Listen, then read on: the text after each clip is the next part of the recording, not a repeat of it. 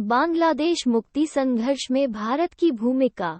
Admiral Syed Mohammad एहसान और lefty general साहबजादा याकूब खान के त्यागपत्र दे देने के बाद मीडिया के समाचारों में पाकिस्तानी सेना के बंगाली नागरिकों के व्यापक नरसंहार को, जिसमें विशेष तौर पर निशाना बने अल्पसंख्यक हिंदू समुदाय थे, को बड़ा स्थान मिला।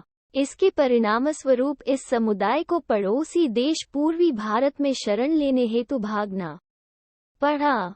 इस शरणार्थियों के लिए पूर्वी भारत की सीमाओं को भारत सरकार द्वारा खोल दिया गया। इन्हें शरण देने हेतु निकटवर्ती भारतीय राज्य सरकारों जैसे पश्चिम बंगाल, बिहार, असम, मेघालय एवं त्रिपुरा सरकारों द्वारा बड़ी स्तर पर सीमावर्ती क्षेत्रों में शरणार्थी कैंप भी लगाए गए। इस तेजी से भागते पूर्वी पाकिस्तानी शरणार्थी जनसमूह द्वारा भारत में घुस जाने के कारण भारत की पहले ही बोझिल अर्थ शून्य व्यवस्था पर असहनीय भार पड़ा। युद्ध के बाद पूर्व के पाकिस्तानी सेना जनरलों में एक दूसरे पर पिछले दिनों किए गए प्रतिबद्ध अत्याचारों के लिए एक दूसरे पर दोषारोपण का काम शुरू हो गया, किंतु अधिकतर दोष लेफ्टी जनरल टिक्का खान के सिर मढ़े गए, जिसे पूर्वी पाकिस्तान के गवर्नर होने के कारण अधिकतम उत्तरदायित्व उठाना था। उसे बंगाल का कसाई आदि संज्ञाएं दी गईं, क्योंकि अधिकतर अत्याचार के कार्य उसके नेतृत्व में हुए थे। अपने समकालीन साहबजादा याकूब खान, जो अपेक्षाकृत शांतिप्रिय था एवं बल प्रयोग में कम विश्वास रखता था, उससे भिन्न टिक्का खान को विवादों के निपटारे हेतु बल प्रयोग करने को आतुर कहा जाता था। युद्ध जांच आयोग की सुनवाइयों में अपने अपराध स्वीकारोक्ति में लेफ्टी जनरल आमिर अब्दुल्ला खान नियाजी ने उसके कार्यकलापों पर टिप्पणी करते हुए लिखा, 25/26 मार्च 1971 के बीच की रात को जन टिक्का खान ने आक्रमण किया। तब वो शांतिपूर्ण रात्रि एक विलाप, चित्कार और आगजनी भरी रात में बदल गई। जन टिक्का ने अपनी ओर से किसी हमले की तरह कोई कसर नहीं छोड़ी थी, जैसे वे किसी शत्रु पर हमला कर रहे हों, न कि अपने ही दिशाभ्रमित एवं गुमराह लोगों पर। यह सैन्य कार्रवाई पूर्ण क्रूरता एवं नृशंसता भरी थी, जो निर्दयता में चंगेज खान एवं हलाकू खान द्वारा बुखारा और बगदाद में किए गए भयंकर नरसंहार से कहीं अधिक थे। जनरल टिक्का ने नागरिकों की हत्या करवाई और तप्त भूमि नीति अपनाई। अपनी टुकड़ियों के लिए उनके आदेश थे, मुझे भूमि चाहिए न कि आदमी। मेजर जनरल राव फरमान अली ने अपनी दैनिक डायरी में लिखा है, पूर्वी पाकिस्तान की हरित भूमि को रक्त कर देंगे, इसे बंगाली रक्त से लाल कर दिया। हालांकि राव फरमान ने इस टिप्पणी का जोरदार विरोध करते हुए 1974 की युद्ध जांच समिति के आगे स्वीकारोक्ति में सारा उत्तरदायित्व टिक्का खान पर डाल दिया। भारत सरकार द्वारा अंतर्राष्ट्रीय समुदाय से बारंबार अपील की गई, किंतु भारतीय विदेश मंत्री स्वर्ण सिंह के विभिन्न देशों के विदेश मंत्रियों से भेंट करने के बावजूद भी कोई सकारात्मक प्रतिक्रिया नहीं प्राप्त हुई।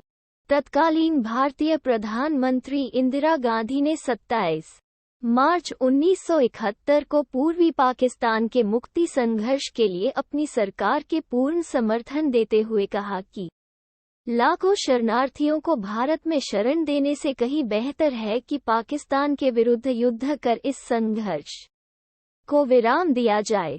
28 अप्रैल 1971 को इंदिरा गांधी मंत्रिमंडल ने भारतीय तत्कालीन सेनाध्यक्ष सैम मानेकशॉ को पूर्वी पाकिस्तान को कूच करने का आदेश दिया।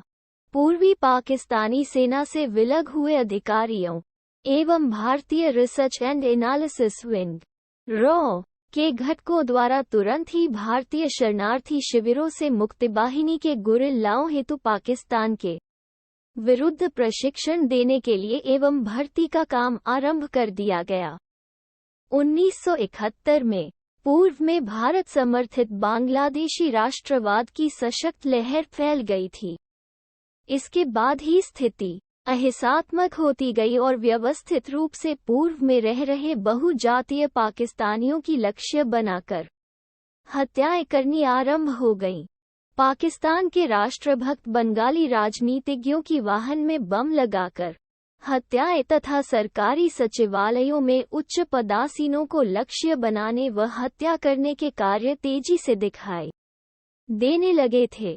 फिनिश आतंकवाद रिपोर्टर जोसी हानहिमाकी के अनुसार पूर्व का बंगाली उग्रवाद कुछ एक भुला दिए गए आतंकवाद के इतिहास की भांति था। हमुदुर रहमान आयोग ने बंगाली उग्रवाद के दावों का समर्थन करते हुए लिखा कि बहुजातीय पाकिस्तानियों से हुए दुर्व्यवहार ने पाकिस्तानी सैनिकों को अहिंसा की ओर उकसाया, जिससे कि वे अपने लोगों का बदला लेकर सरकार के आदेशों का पालन करने में सहायक हो सकें।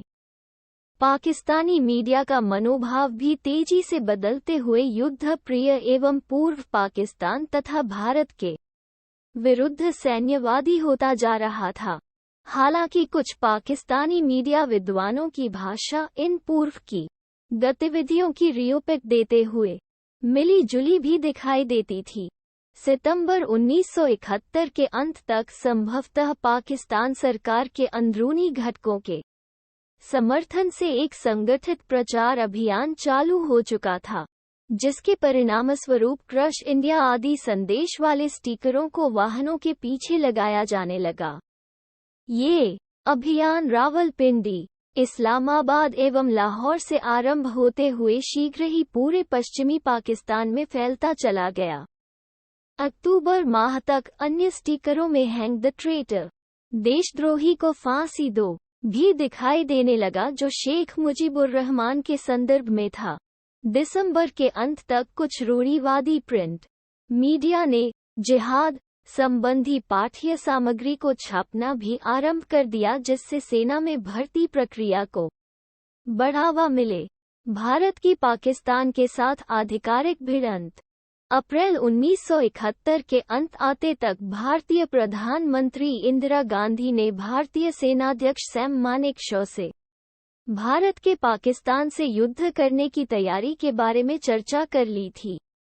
सैम मानेकशॉ के निजी अभिलेखों के अनुसार उन्होंने अभी इस युद्ध के लिए दो कारणों से असमर्थता जताई थी। एक तो पूर्वी पाकिस्तान क्षेत्र में मॉनसून के आने का समय था, दूसरे सेना के टैंकों का पुनरोद्धार कार्य प्रगति पर था। उन्होंने इस असमर्थता के कारण अपना त्यागपत्र भी प्रस्तुत किया, जिसे गांधी ने अस्वीकार कर दिया। हाँ, उन्होंने गांधी से ऐसे युद्ध में जीत का आश्वासन दिया कि यदि उन्हें आक्रमण उनके तरीके व शर्तों पर करने दिया जाए व एक तिथि सुनिश्चित की जाए, जिसे गांधी ने मान लिया। असल में इंदिरा गांधी जल्दबाजी में की गई सैन्य कार्यवाही के दुष्परिणाम से अवगत थीं, किंतु वे अपनी सेना के विचार भी जानना चाहती थीं, जिससे वे अपने मंत्रिमंडल के कई तीखे सहकर्मियों के उत्तर दे सके तथा जन समुदाय को भी शांत कर सके, जो भारत के उस समय के संयम रखने के निर्णय के समर्थन के लिए अति महत्वपूर्ण थे। नवंबर 1971 तक की परिस्थितियों को देखते हुए युद्ध अपरिहार्य सा प्रतीत हो रहा था, जिसके बारे में सोवियत संघ ने पाकिस्तान को चेतावनी भी दी थी। इस चेतावनी को उस समय पाकिस्तान की एकता और अखंडता के लिए आत्मघाती मार्ग, suicidal course for Pakistan's unity, part 3 कहा गया था।